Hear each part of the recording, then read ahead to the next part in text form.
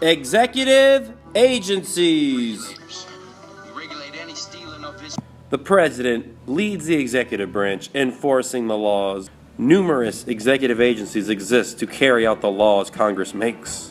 There are three kinds of executive agencies. Independent executive agencies are agencies that exist outside of the federal departments. They simply don't fit within the parameter of one of these 15 departments. An example would be the Environmental Protection Agency, which protects the environment, obviously. Another example would be the National Aeronautics and Space Administration, NASA. Independent regulatory agencies are agencies that regulate some aspect of the economy. Regulators! Mount up! It was a... Like when the Fed regulates interest rates, or the money supply, or the Federal Communications Commission. Commissions have quasi-legislative powers, as in Congress gave the agency power to create rules and regulations over certain areas. So Congress says, hey FCC, you can make rules about the airwaves. Discretionary authority, or administrative authority, is the extent bureaucrats can shape policies that aren't spelled out by Congress. Commissions also have quasi-judicial powers. Congress gives the agency the power to punish rule breakers. Congress says, hey FCC, you have the power to punish those that break your rules. It was 2004. The Super Bowl was on. Wait, what?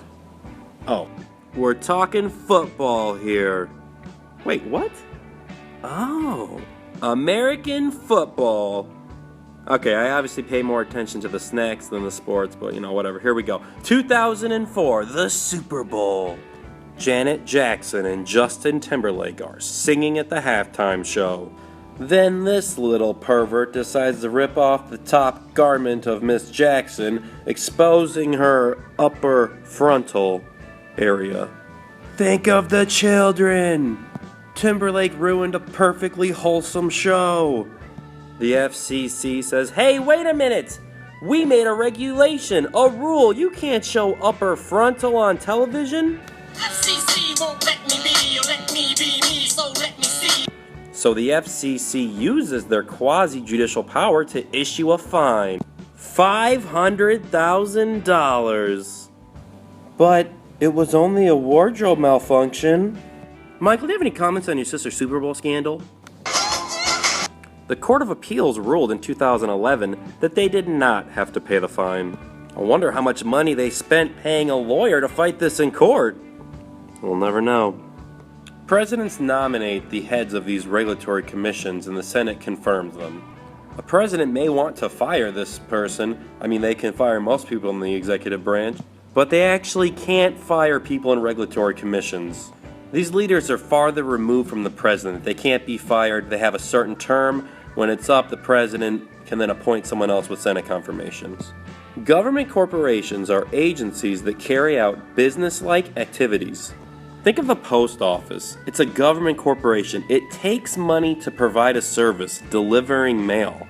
A normal company like FedEx may not deliver to some rural areas because it's not cost effective. They're worried about their bottom line. They're worried about their shareholders. The post office doesn't think like this. It wants to provide a service. Amtrak is a government corporation that takes money to provide transportation services.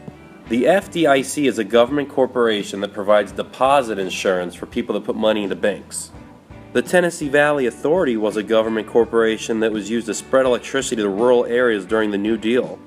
I hope you had a good time learning about the three types of executive agencies. You know I had a blast. But now I'm off to figure out why people like watching sports so much.